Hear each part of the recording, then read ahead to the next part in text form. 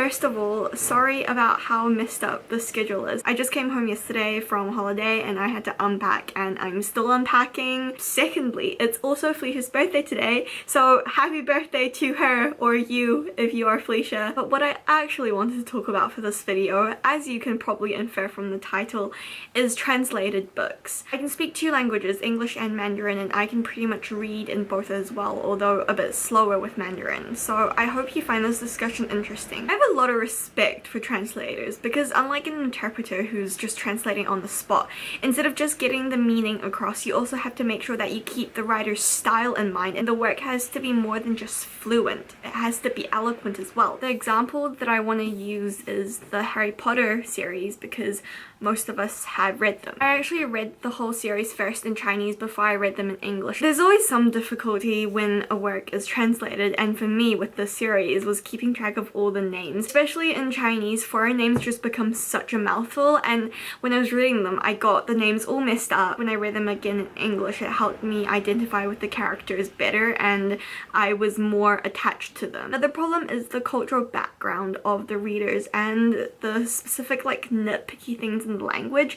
For example, puns never translate that well, and I know from online discussions of Les Miserables that if you read it in the original French you can pick up a lot of the puns that are lost in the English translation. And especially with classic popular translated works, there are a lot of very heated discussions about which one's the best translation, which one gets the meaning across better. The Harry Potter series I had dealt with puns and jokes that the characters made by adding footnotes and actually explaining the jokes, which as we all know makes them very unfunny. And I know that in many other languages they changed Tom Riddle's name in order for it to fit the anagram, but anagrams aren't really possible in the Chinese language, so again they just added a footnote and explained the whole thing. Nitpicky things of each language mean that you can never really appreciate a translated work the way you can in the original language. If you wanted to translate something like Shakespeare, the plot, sure, you can recreate that in a different language and the action would be the same, but the intended effects and the power of the language would kind of be lost. Same with poetry. I did find that translated works were more readily available when I lived in China than when I live here, whether they are classics or contemporary. If I said The Secret Garden by